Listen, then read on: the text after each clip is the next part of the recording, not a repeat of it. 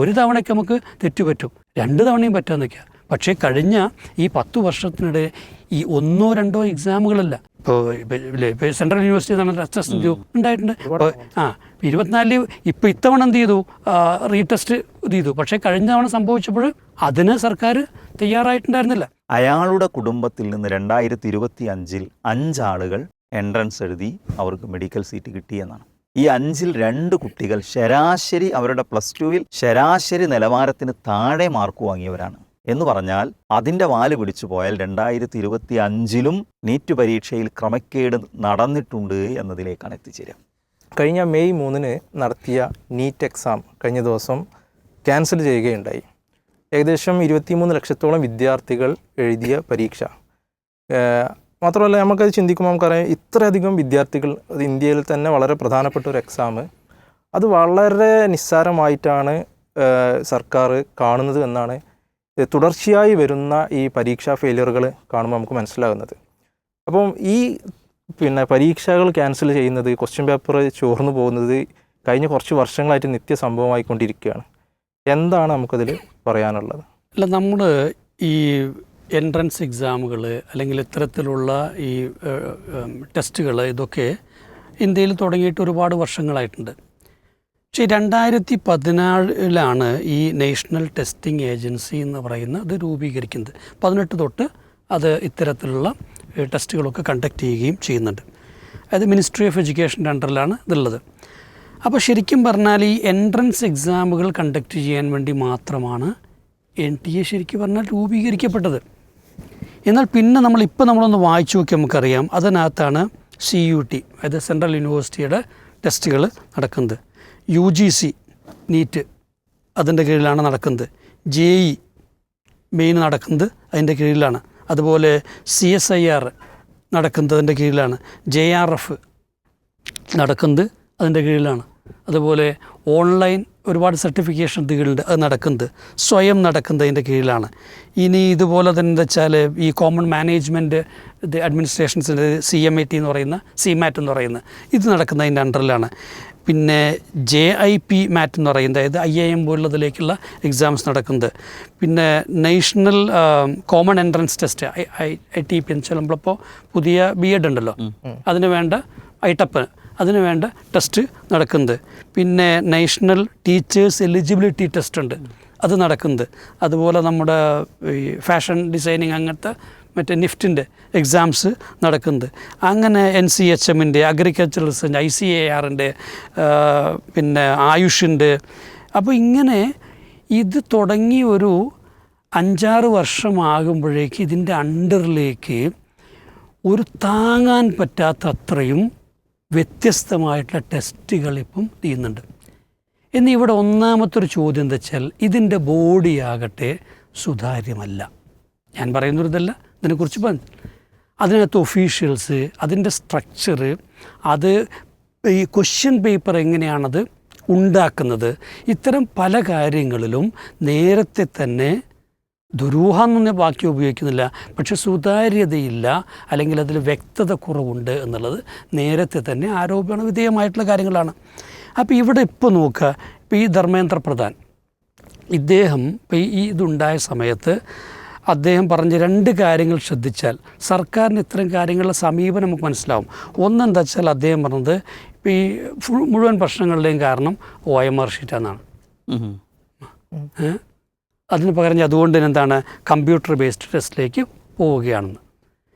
ഇവിടെ OMR ഷീറ്റിൻ്റേതായ പ്രശ്നങ്ങളൊക്കെ ഉണ്ടാവും. പക്ഷേ അദ്ദേഹം പറഞ്ഞു വരുന്നത് എന്താണ്, OMR ഷീറ്റ് എന്ന് പറയുമ്പോൾ കുട്ടികളുടെ കയ്യിൽ ഈ ബുക്ക്ലെറ്റ് കിട്ടുന്നു, ടെസ്റ്റ് ബുക്ക്ലെറ്റ് കിട്ടുന്നു.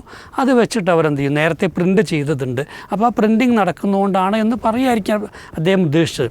പക്ഷേ എങ്ങനെയാണെങ്കിലും ശരി, ഇത് ലീക്കാവി എന്നുള്ളതിന് എന്ത് കുറ്റമല്ല, OMR ഷീറ്റ് കുറ്റമല്ലോ.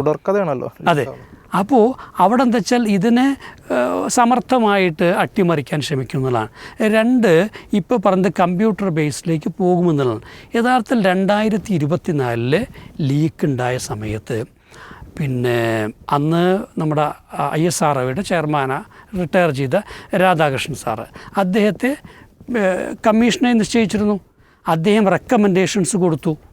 എന്നാൽ ആ റെക്കമെൻഡേഷൻസ് നടപ്പാക്കിയിട്ടില്ല. ആ റെക്കമെൻഡേഷൻ പെട്ടതാണിത്, ഈ പറഞ്ഞ കമ്പ്യൂട്ടർ ബേസ്ഡ് ടെസ്റ്റ് ആക്കണം എന്ന് പറഞ്ഞ്. ഇപ്പം അത് പൊടിയെട്ടെടുത്തിട്ട് എന്ത് ചെയ്യുക, വീണ്ടും പറയാണ്. ഇനി മൂന്നാമത്തെ ഒരു കാര്യം, ഇവിടെ മറ്റേ parliamentary committee for education reforms ഉണ്ട്. ഈ കമ്മിറ്റി എന്ത് ചെയ്തു, കഴിഞ്ഞ ഡിസംബറിൽ അവരുടെ റിപ്പോർട്ട് പാർലമെൻറ്റ് മേശയിൽ വെച്ചിരുന്നു, ഇത്തരം കാര്യങ്ങളെല്ലാം പറഞ്ഞുകൊണ്ട്. അന്നും ഇപ്പോഴും അദ്ദേഹം പറഞ്ഞ കാര്യം എന്താ വെച്ച് കഴിഞ്ഞാൽ, ആ കമ്മിറ്റിൻ്റെ റിപ്പോർട്ട് എടുക്കില്ല, ഞാൻ രാധാകൃഷ്ണനുമായിട്ട് റിപ്പോർട്ട് എടുക്കുള്ളൂ എന്നാണ് പറഞ്ഞ. കാരണം എന്താ വെച്ചാൽ നിങ്ങൾക്കറിയാമല്ലോ അതിൽ പ്രതിപക്ഷ അംഗങ്ങളുണ്ട്. പ്രതിപക്ഷ അംഗങ്ങളുള്ളത് കൊണ്ട് തന്നെ ഏത് രീതിയിലായിരിക്കും ഇത് പഠിക്കുകയും എന്ത് സജഷൻസാണ് നൽകുക എന്ന് നമുക്കറിയാമെന്നുള്ളതാണ്. യഥാർത്ഥത്തിൽ മോസ്റ്റ് അൺപാർലമെൻ്ററി ആയിട്ടുള്ള ഇതാണ് ഈ പാർലമെൻ്ററി കമ്മിറ്റി എന്ന് പറയുമ്പോൾ.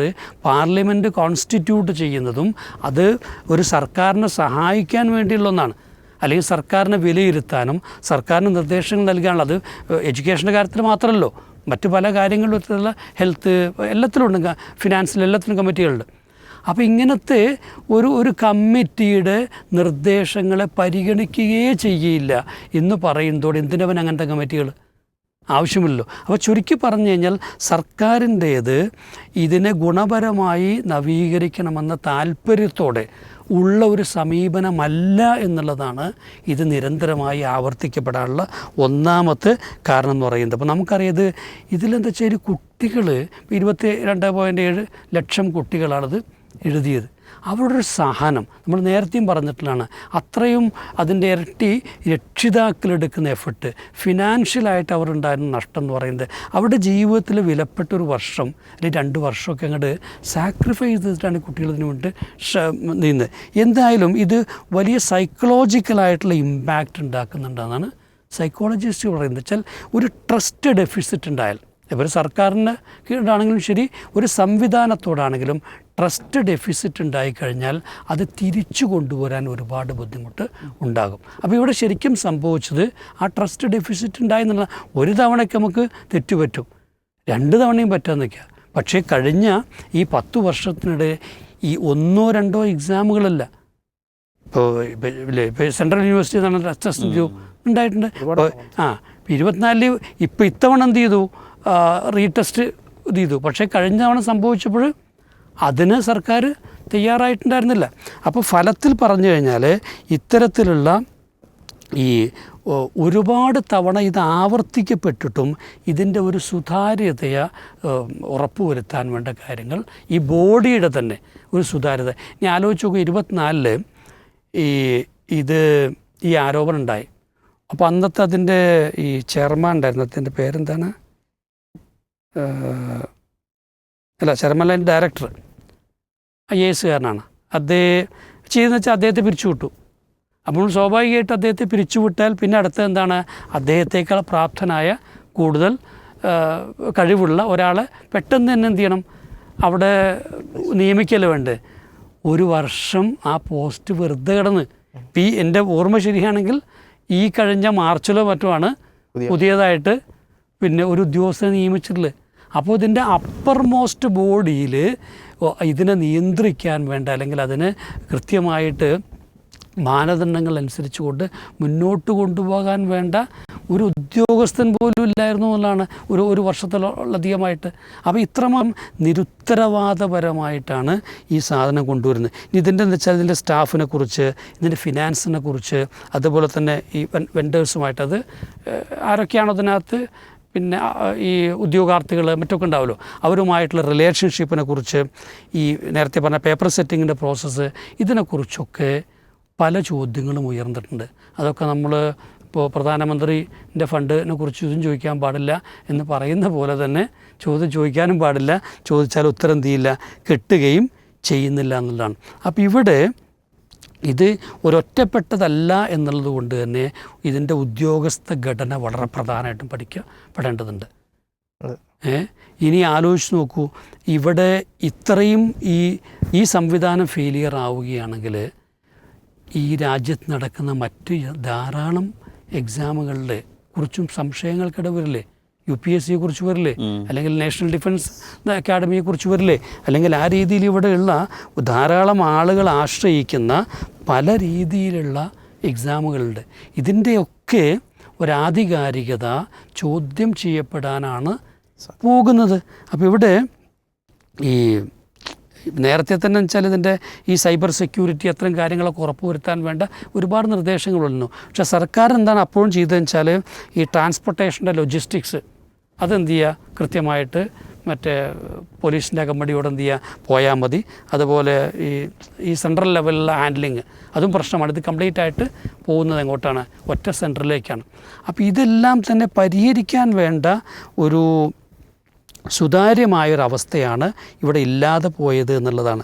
എന്തായാലും ഇപ്പോൾ IMAയുടെ ഓൾ ഇന്ത്യ ബോഡി എന്താണ് സുപ്രീം കോടതിയെ സമീപിക്കുകയാണെന്ന് പറയുന്നത്. വെച്ചാൽ ഇത് ഈ നാഷണൽ ടെസ്റ്റിംഗ് ഏജൻസി എന്ത് ചെയ്യണം, മാറ്റണം, അല്ലെങ്കിൽ ഒരു വ്യത്യസ്തമായ എന്ത് ചെയ്യാൻ രൂപം വേണമെന്ന് പറഞ്ഞിട്ട്. എന്തായാലും നമ്മളൊരു ഇതിൻ്റെ കൂടെ നമ്മൾ വായിക്കേണ്ട കാര്യം ചിലപ്പോൾ കഴിഞ്ഞ തവണ ഈ ഇത് ലീക്കായി കഴിഞ്ഞപ്പോൾ ശരിക്കും പറഞ്ഞാൽ 67 പേര് ഫുൾ മാർക്ക് വാങ്ങി. അവിടെയാണ് ഒരു സംശയത്തിന് എന്ത് ചെയ്യുന്നത് വരുന്നത്. പിന്നെ അതിൻ്റെ പിറകെ കൂടുന്നു. കാരണം അതിൻ്റെ തൊട്ട് മുമ്പത്തെ വർഷം 23 എന്തുള്ളൂ, ആകെ 2 പേരെ ഫുൾ മാർക്ക് വാങ്ങിയിട്ടുള്ളൂ. അതിൻ്റെ മുൻപ് ആരും എന്ത് ചെയ്തിട്ടില്ല, വാങ്ങിയിട്ടില്ല. അപ്പോൾ അതെന്നാണ് ഇന്ന്. ഇത്തവണ പക്ഷേ നമ്മൾ ഇതിനേക്കാൾ ഭീകരമായ കാര്യം എന്താ വെച്ച് കഴിഞ്ഞാൽ ഏതാണ്ട് 1 മാസമായിട്ട് ഗസ് പേപ്പർ എന്ന രീതിയിലൊരു സംഭവം ഇവിടെ ഇങ്ങനെ സ്പ്രെഡ് ചെയ്തുകൊണ്ടിരിക്കുന്നുണ്ട്. അപ്പോൾ എക്സാം കഴിഞ്ഞ സമയത്ത് തന്നെ സർക്കാരിന് അല്ലെങ്കിൽ ഇതിൻ്റെ ഏജൻസിക്ക് ചെറിയ സൂചന കിട്ടിയിട്ടുണ്ടായിരുന്നു. ആ സൂചന കിട്ടിക്കഴിഞ്ഞ് പിന്നെ അന്വേഷണം നടത്തുകയെന്നാണ് പറയുന്നത്. പക്ഷേ എങ്കിൽ പോലും ഈ പ്രതീക്ഷയോടെ കാത്തു നിന്നിരുന്ന കുട്ടികൾക്ക് ഒന്നുകൂടെ പഠിക്കാനുള്ള അവസരങ്ങളുണ്ടാവുമായിരുന്നു. നേരത്തെ പറഞ്ഞത് അതിനുപോലും അവസരം കൊടുക്കാതെ ഇത് അതിൻ്റെ ആ മുനമ്പിൽ കൊണ്ടുപോയിട്ട് പൊട്ടിക്കുകയാണ് ചെയ്തത്. അപ്പോൾ ഒരു ധാർമ്മികതയുടെ പേരിലൊന്നും ഇപ്പോൾ ഏതായാലും ഈ കാലത്ത് ഒരു മന്ത്രി രാജിവെക്കുമെന്ന് നമുക്ക് തോന്നുന്നില്ല. പക്ഷേ ഇത് ധാർമ്മികതയ്ക്കപ്പുറം സമ്പൂർണമായ ഭരണപരാജയം സംഭവിച്ചിട്ടുണ്ട്. അതുകൊണ്ട് തന്നെ ഇനി ഇത് തിരുത്തുക എന്നതിനേക്കാൾ പ്രധാനമാണ് ഈ സംവിധാനത്തെ സമ്പൂർണമായ ഒരു ഓഡിറ്റിങ്ങിന് വിധേയമാക്കേണ്ടതുണ്ട്. മാത്രമല്ല അതിനെക്കുറിച്ച് ജനങ്ങൾക്ക് മനസ്സിലാകാവുന്ന രൂപത്തിൽ ഒരു ജോയിൻറ്റ് പാർലമെൻ്ററി കമ്മിറ്റിയെ പോലുള്ള ഒരു അന്വേഷണം നടത്തുകയും അതിനെങ്ങനെയാണോ നവീകരിക്കേണ്ടതെന്നുള്ളത് അവർ തന്നെ നിർദ്ദേശിക്കുകയും അതിൻ്റെ അടിസ്ഥാനത്തിലൊരു മാറ്റം വന്നാൽ മാത്രമേ ഇതിലെന്തെങ്കിലും സംഭവിക്കുള്ളൂ. അല്ലെങ്കിൽ ഈ ട്രാജഡികൾ ഇനിയും ആവർത്തിക്കപ്പെടുമെന്ന് തന്നെയാണ് നമ്മൾ കരുതുന്നത്. എന്തായാലും ഇതിപ്പം ഇനിയിപ്പോൾ ഈ കമ്പ്യൂട്ടർ ബേസ്ഡ് ടെസ്റ്റ് വേണമെന്ന് പറഞ്ഞു. ഇപ്പോൾ JEE നടക്കുന്നുണ്ട് ആ രീതിയിൽ. പക്ഷേ അതിൽ പോലും 4-5 ദിവസം കൊണ്ടാണ് നടക്കുന്നത്. കാരണം വെച്ചാൽ ഇത്രയും സിസ്റ്റംസ് ഒരേ സമയത്ത് ഇവിടെ ലഭ്യമല്ല. അപ്പോൾ ഇവർ പോലും പറഞ്ഞ മാക്സിമം 15 ലക്ഷം കുട്ടികൾക്ക് അങ്ങനെ നടത്താൻ പറ്റുള്ളൂ എന്നാണ്. അപ്പോൾ വെറുതെ വ്യാമോഹം പറഞ്ഞിട്ട് കാര്യമില്ല. കാരണം ഇത് വളരെ നേരത്തെ ഇത് നിർദ്ദേശിക്കപ്പെട്ടിട്ടും ഒരു സംവിധാനവും ഇവിടെ ഉണ്ടായിട്ടില്ല. പലപ്പോഴും പ്രൈവറ്റായിട്ടുള്ള പല ഈ കോളേജുകളോ ഇൻസ്റ്റിറ്റ്യൂഷൻസിൻ്റെയൊക്കെ സിസ്റ്റംസ് ഉപയോഗിച്ചാണ് ഇത് കണ്ടക്ട് ചെയ്യുന്നത്.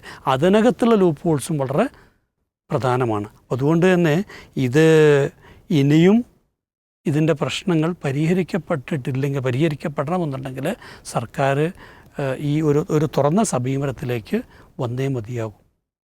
തീർച്ചയായിട്ടും. നമുക്കറിയാം നമ്മുടെ രാജ്യം പലപ്പോഴും ലോകത്ത് തന്നെ ഏറ്റവും ടഫസ്റ്റ് എക്സാമുകൾ നടത്തുന്ന രാജ്യങ്ങളിൽ ഒന്നാണ്. അതേപോലെ തന്നെ ഏറ്റവും കൂടുതൽ വിദ്യാർത്ഥികൾ പരീക്ഷ എഴുതുന്ന ഇതേപോലുള്ള എൻട്രൻസ് പരീക്ഷകൾ അറ്റൻഡ് ചെയ്യുന്ന എണ്ണത്തിൽ നമ്മളൊക്കെ മുമ്പ് പറയാറുണ്ടായിരുന്നു നമ്മുടെ രാജ്യം മുമ്പിലാണ് എന്നുള്ളത്. ആ സ്ഥലത്താണ് കഴിഞ്ഞ കുറേ വർഷങ്ങളായിട്ട് ഇതിങ്ങനെ തുടർക്കഥയായി പോയിക്കൊണ്ടിരിക്കുന്നത്. അപ്പോൾ നമ്മുടെ രാജ്യം പല കാര്യങ്ങളിലും ബെസ്റ്റാണെന്നൊക്കെയാണല്ലോ നമ്മുടെ കേന്ദ്ര സർക്കാർ പറഞ്ഞുകൊണ്ടിരിക്കുന്നത്. ഇപ്പോൾ ഇത്രയും ദുർബലമായൊരു സിസ്റ്റമാണോ നമുക്കുള്ളത്? ഇത്രയധികം ലക്ഷക്കണക്കിന് വിദ്യാർത്ഥികൾ അവരുടെ കുടുംബങ്ങളെ പ്രതീക്ഷകളെ കാറ്റിൽ പറത്തിക്കൊണ്ടാണ് ഇതൊക്കെ നടന്നുകൊണ്ടിരിക്കുന്നത്. അപ്പോൾ എന്താണ് നമ്മുടെ രാജ്യത്തിൻ്റെ ഒരു സിസ്റ്റം? ഇതൊരു വലിയൊരു സിസ്റ്റം ഫെയിലിയർ അല്ലേ ശരിക്കും പറഞ്ഞാൽ? അതായത് ഭയങ്കര വിരോധാഭാസം എന്താണെന്നറിയോ? പരീക്ഷാ ഹാളിലേക്ക് കുട്ടികൾ കയറുമ്പോൾ അവർ വിധേയമാകുന്ന ഒരു പരിശോധനയുണ്ട്. അതായത് ഫുൾ സ്ലീവ് ഉള്ള ആളുടെ തുണി അഴിച്ചിട്ടൊരു പരിശോധന, ഹാഫ് സ്ലീവ് ധരിക്കാൻ പാടുള്ളൂ, ലൈറ്റ് വസ്ത്രം ധരിക്കാൻ പാടുള്ളൂ, വാച്ച് ധരിക്കാൻ പാടില്ല, കാതിൽ കമ്മലിടാൻ പാടില്ല, കയ്യിൽ മോതിരിടാൻ പാടില്ല. എന്തുമാത്രം വലിയ പരിശോധനയ്ക്കാണ് ഒരു മനുഷ്യൻ വിധേയമാകുന്നത്. എന്നിട്ട് ഇതിൻ്റെ മുകളിലേക്ക് എത്തിയാലോ എല്ലാ നിലക്കും ഇതിനെ തകർത്ത് കളയുന്ന സിസ്റ്റം. ഏറ്റവും അവസാനം എത്തിയത് NTA നിന്ന് തന്നെയാണ് ക്വസ്റ്റ്യൻ പേപ്പർ ചോർന്നത് എന്ന ഒരു നിഗമനത്തിലേക്കാണ് CBI എത്തിച്ചേർന്നിട്ടുള്ളത്. ഇവിടെ പിന്നെ രാജസ്ഥാനിലെ സിക്കാർ എന്ന് പറയുന്ന ഒരു സ്ഥലത്താണ് അവിടുത്തെ ഒരു ഹോസ്റ്റൽ നടത്തുന്ന ഒരാളാണ്. അയാളുടെ കയ്യിൽ ഒരു മലയാളി വിദ്യാർത്ഥി അയാളുടെ മകനെ അയച്ചു കൊടുത്ത ക്വസ്റ്റ്യൻ പേപ്പർ പരിശോധിച്ചപ്പോൾ ബയോളജിയിൽ 90 മാർക്ക് ക്വസ്റ്റ്യൻസും ഇവൻക്ക് നേരത്തെ കിട്ടി. കെമിസ്ട്രിയിൽ 45 ക്വസ്റ്റ്യൻസും ഏകദേശം 180 മാർക്കിനുള്ള ക്വസ്റ്റ്യൻസ് നേരത്തെ കയ്യിൽ കണ്ടപ്പോഴാണ് ഇയാൾ ഇതൊന്ന് അന്വേഷണ വിധേയമാക്കണമെന്ന് ചിന്തിച്ചതും പോലീസ് സ്റ്റേഷനിൽ പോയതും പോലീസ് അദ്ദേഹത്തെ തിരിച്ചയച്ചതും അവസാനം NTA തന്നെ ബന്ധപ്പെടുന്നതും ഇത് ഇഷ്യൂ ആയി മാറുന്നത് ശരിക്കും അങ്ങനെയാണ്. ഇവിടെ ഷമീൽ നേരത്തെ പറഞ്ഞതുപോലെ ഒരുപാട് മനുഷ്യരുടെ സ്വപ്നമാണിത്, ഒരുപാട് കുട്ടികളുടെ സ്വപ്നം. ഞാൻ ഒരിക്കൽ എൻ്റെ അടുത്തൊരു രക്ഷിതാവ് സംസാരിക്കണ്ടായി. അയാളുടെ മോൾക്ക് ഭയങ്കര പിന്നെ ഒരു തരം സ്ട്രെസ്സ്. അപ്പോൾ ആ കുട്ടിയെ അന്വേഷിച്ചപ്പോൾ എന്താ സംഭവിച്ചാൽ കുട്ടിക്കാലം മുതലേ ഈ കുട്ടിയുടെ ഒരു സ്വപ്നമാണ് മെഡിക്കൽ എന്നുള്ളത്, MBBS നേടുക, ഒരു ഡോക്ടർ ആവുക എന്ന സ്വപ്നം വളരെ കുഞ്ഞുനാൾ മുതലേ ഈ കുട്ടി കൊണ്ടു നടക്കുന്നതാണ്. പക്ഷേ ഈ എൻട്രൻസ് പരീക്ഷയ്ക്ക് അതിൻ്റെ +2 കാലഘട്ടത്തിൽ അതിൻ്റെ ആ ഒരു പ്രിപ്പറേഷൻ സമയത്ത് അത് എത്തിപ്പിടിക്കാൻ കഴിയാതെ വരുമ്പോഴുണ്ടാകുന്ന ഒരു മാനസിക സമ്മർദ്ദം ആ കുട്ടി നേരിടുന്നു. ഇവിടെ 22.7 ലക്ഷം കുട്ടികളും യഥാർത്ഥത്തിൽ അതിൽ മഹാഭൂരിഭാഗവും അത്തരം ഒരു സ്വപ്നങ്ങളുമായി വളർന്നു വന്ന കുട്ടികളായിരിക്കും. എത്രയോ വർഷമായി അധ്വാനിച്ചു കൊണ്ടിരിക്കുന്ന ആ ഒരു ഇതാണ്. ഇപ്പോൾ പരീക്ഷ ക്യാൻസൽ ചെയ്തു എന്ന് പറയാൻ എളുപ്പമാണ്, അടുത്ത പരീക്ഷ നടത്താമെന്ന് തീരുമാനിക്കാൻ എളുപ്പമാണ്. പക്ഷേ കഴിഞ്ഞ ഇത്രയും വർഷമായി ഇവർ നടത്തിയ ഇവരുടെ അധ്വാനം, ഇവരുടെ സമയം അതാര് തിരിച്ചു കൊടുക്കുമെന്ന ചോദ്യത്തിന് എന്ത് ഉത്തരമാണ് പറയാൻ സാധിക്കുക? മാത്രവുമല്ല, ഒരു പരീക്ഷയിൽ ഉയർന്ന മാർക്ക് നന്നായി പെർഫോം ചെയ്യാൻ സാധിച്ചൊരു കുട്ടിക്ക് തൊട്ടടുത്ത ദിവസം നടത്തുന്ന അതേ പരീക്ഷയിൽ അതേ പെർഫോമൻസിന് സാധിക്കുമോ? നേരത്തെ ഇവിടെ പറഞ്ഞ എല്ലാവിധ മാനസിക സമ്മർദ്ദങ്ങൾക്കും അടിമപ്പെട്ടൊരു കുട്ടി പരീക്ഷയിലേക്ക് പോകുമ്പോൾ അതേ നിലവാരത്തിൽ ഒരിക്കലും ഒരു പക്ഷേ ആ കുട്ടിക്ക് അത് അറ്റൻഡ് ചെയ്യാൻ സാധിച്ചു കൊള്ളണമെന്നില്ല. ഒരു ഭയങ്കര ക്രൂരമായ സ്കാമാണ് യഥാർത്ഥത്തിൽ ഇവിടെ നടന്നിട്ടുള്ളതെന്ന് പറയാതെ നിവൃത്തിയില്ല. പിന്നെ ഇവിടെ പറഞ്ഞ പോലെ ഇത് ആദ്യത്തേതല്ല. 2024 ഇതിന് സമാനമായ പ്രശ്നമുണ്ടായി. അന്ന് പരീക്ഷ നടത്തണ്ട എന്നാണ് ഗവൺമെൻറ് തീരുമാനിച്ചത്. ഇപ്പോൾ നമ്മൾ പൊതുവിൽ റിപ്പോർട്ട് ചെയ്യപ്പെടുന്നതെല്ലാം 24 ശേഷം 26 ഉണ്ടായി എന്നാണ്. എന്നാൽ ഏറ്റവും അവസാനപ്പോൾ പൊതുവിൽ ഇതിലൊക്കെ ഒരു പൊളിറ്റിക്കൽ പാറ്റേൺ ഉണ്ടാവും, ഒരു രാഷ്ട്രീയമായ ഇതിൻ്റെ ഒരു പിൻബലമില്ലാതെ ഇതൊന്നും നടക്കില്ല. ഒരു PV കുൽക്കർണിയും ഒരു മനീഷയും ഒക്കെയാണ് അറസ്റ്റ് ചെയ്യപ്പെട്ടത്. അപ്പോൾ അവസാനം 2 സഹോദരങ്ങളിലേക്ക് ഇത് പേരെത്തിയിട്ടുണ്ട്. ഒരു ദിനേശ് വാൾ അങ്ങനെ എന്തോ പേരായിട്ടുള്ള ഒരാളെ പേരിലേക്കെത്തി. അയാളുടെ കുടുംബത്തിൽ നിന്ന് 2025 5 ആളുകൾ എൻട്രൻസ് എഴുതി അവർക്ക് മെഡിക്കൽ സീറ്റ് കിട്ടിയെന്നാണ്. ഈ 5-ൽ 2 കുട്ടികൾ ശരാശരി അവരുടെ +2-ൽ ശരാശരി നിലവാരത്തിന് താഴെ മാർക്ക് വാങ്ങിയവരാണ്. എന്ന് പറഞ്ഞാൽ അതിൻ്റെ വാല് പിടിച്ചു പോയാൽ 2025-ലും നീറ്റ് പരീക്ഷയിൽ ക്രമക്കേട് നടന്നിട്ടുണ്ട് എന്നതിലേക്കാണ് എത്തിച്ചേരുക. അഥവാ തുടർച്ചയായി ഇത് നടന്നുകൊണ്ടിരിക്കുന്നു. 2013 മുതലാണ് ഈ നീറ്റ് സംവിധാനം കൊണ്ടുവന്നത് എന്നാണ് ഞാൻ മനസ്സിലാക്കുന്നത്. ശരിക്കും ഇത് ആർക്കു വേണ്ടി, എന്തിനു വേണ്ടി, എന്താണ് ഇതിൻ്റെ ഗുണം എന്നൊക്കെ പരിശോധിക്കുമ്പോൾ കുറേ അധികം അഭിപ്രായങ്ങൾ ഇപ്പോൾ സമൂഹത്തിൽ നമ്മൾ കേട്ടുകൊണ്ടിരിക്കുന്നുണ്ട്. നീറ്റിനെ സംബന്ധിച്ചിടത്തോളം പിന്നെ ഇതിൻ്റെ ഏറ്റവും വലിയ ഗുണഭോക്താക്കൾ എന്ന് പറയുന്നത് ഇപ്പോൾ രാജസ്ഥാനിലെ സിക്കാറിനെ കുറിച്ച് നമ്മൾ പറഞ്ഞു. നോർത്ത് ഇന്ത്യയാണ്.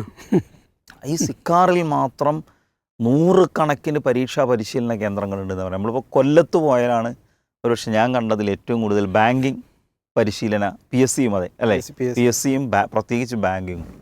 മിക്കവാറും ഞാൻ 3 കൊല്ലം ജില്ലയിൽ ജോലി ചെയ്തോളാം. അപ്പോൾ പിന്നെ എല്ലാ വീടുകളുടെയും അപ്സ്റ്റെയർ എന്ന് പറയുന്നത് അവിടെ പേയിങ് ഗസ്റ്റുകളായിരിക്കും. അവർ മലബാറിൽ നിന്നൊക്കെ വന്ന് പലയിടത്തുനിന്നും പല ജില്ലകളിൽ നിന്ന് കൊല്ലം ജില്ലക്കാരൊക്കെ ആയിട്ടുള്ള ആളുകൾ പരീക്ഷാ പരിശീലനത്തിന് വേണ്ടി വർഷങ്ങളോളം അവിടെ താമസിക്കുകയാണ്. എന്നതുപോലെ ഒരുപാട് ഹോസ്റ്റലുകളും ഒരുപാട് സ്ഥാപനങ്ങളും ആ സ്ഥാപനങ്ങളിൽ തന്നെ ജയിലറകളെപ്പോലെ തടവറകളെപ്പോലെ കുട്ടികളുടെ എല്ലാ ബാലാവകാശങ്ങളും മനുഷ്യാവകാശങ്ങളും ഒക്കെ ലംഘിച്ച് ആ നിലക്ക് പരിശീലനങ്ങൾ നടത്തുകയും അവിടെ മൊത്തത്തിൽ ഒരു 5000, 6000 കോടിയോളം രൂപയുടെ വലിയ സാമ്പത്തിക ക്രയവിക്രയം നടക്കുന്ന വലിയൊരു വ്യവസായമാണിത്, ഈ മത്സര പരീക്ഷകൾ എന്ന് പറയുന്നത്. അപ്പോൾ ഈ കോച്ചിങ് സെൻറ്ററുകളും അവിടെ ഒഴുക്കപ്പെടുന്ന പണവും ഇങ്ങനെയുള്ള ഒരു ഒരു ഒരു വലിയ സംവിധാനത്തിന് വേണ്ടി നിലനിൽക്കുന്ന ഒരു പരീക്ഷയായി നീറ്റ് പരീക്ഷ മാറുന്നു എന്നാണ്. ഞാനിപ്പോൾ അടുത്തൊരു വാർത്ത കേൾക്കണ്ടേ, ഇവിടെ തമിഴ്നാട്ടിൽ നേരത്തെ ഇത് ശരിക്കും UPA ഗവൺമെൻറ്റാണ് നീറ്റ് കൊണ്ടുവന്ന ആ സമയത്ത് എതിർത്തിരുന്ന കുറേ സംസ്ഥാനങ്ങളുണ്ടായിരുന്നു. തമിഴ്നാട്ടിൽ ഇതുമായി ബന്ധപ്പെട്ടൊരു പഠനം നടത്തിയെന്നാണ്. ആ പഠനം നടത്തിയപ്പോൾ നീറ്റ് പരീക്ഷ നടക്കുന്നതിന് മുമ്പും തുടങ്ങുന്നതിന് മുമ്പ് അതിന് ശേഷവും പുതിയ മുഖ്യമന്ത്രി എതിർത്തിട്ടുണ്ട്. വിജയ് എതിർത്തിട്ടുണ്ട്. ഓക്കെ, സ്റ്റാലിനും എതിർത്തിരുന്നു. സ്റ്റാലിനാണ് ഈ പഠനം നടത്തിയെന്ന് മനസ്സിലാക്കുന്നത്. അതായത് അതിൽ പറയുന്നത് നീറ്റ് തുടങ്ങുന്നതിന് മുമ്പ് ഗ്രാമപ്രദേശങ്ങളിലെ കുട്ടികളുടെ MBBS അഡ്മിഷനും അതിനുശേഷമുള്ള അഡ്മിഷനും ഗ്രാമങ്ങളിൽ നിന്നുള്ള കുട്ടികളുടേത് കുറഞ്ഞു, നഗരങ്ങളിൽ നിന്നുള്ള കുട്ടികളുടെ അഡ്മിഷൻ കൂടി. സാമ്പത്തികമായി പിന്നിൽ നിൽക്കുന്നവരുടെ അഡ്മിഷൻ കുറഞ്ഞു, സാമ്പത്തികമായി മുന്നിൽ നിൽക്കുന്നവരുടെ അഡ്മിഷൻ കൂടി. അതായത് ഇത് ഭയങ്കര സാമൂഹിക അസമത്വം കൂടി ഇവിടെ നിലനിൽക്കുന്നുണ്ട്. അപ്പോൾ നീറ്റ് എന്ന സിസ്റ്റത്തിനു തന്നെ പ്രശ്നമുണ്ട്. അതിനു പുറമെയാണ് അതിൻ്റെ ഈ തരത്തിൽ നടക്കുന്ന ക്രമക്കേടുകൾ എന്നതുകൂടി നമ്മളിതിലേക്ക് കൂട്ടി വായിക്കേണ്ടതുണ്ട്. ടോട്ടലി നമ്മളെടുക്കുമ്പോൾ ഇത് നിരന്തരമായി ഈ ക്രമക്കേട് ആവർത്തിക്കുന്നു. എന്നാൽ അതേസമയം ഇതിലിടപെടാതെ, കുറ്റക്കാർക്കെതിരെ നടപടിയെടുക്കാതെ, ഈ സിസ്റ്റം ശരിയാക്കാതെ വിദ്യാഭ്യാസ വകുപ്പ് അവിടെ നോക്കുകുത്തിയായി നോക്കി നിൽക്കുകയുമാണ് ചെയ്യുന്നത്. ഓക്കെ, കുട്ടികളുടെ ഒരു ഭാവി വെച്ച് സർക്കാർ കളിക്കരുത്, ഭാവി കൊല്ലരുത് എന്നാണ് ഇതിൻ്റെ ഒരു ചുരുക്കത്തിൽ നമുക്ക് പറയാനുള്ളത്.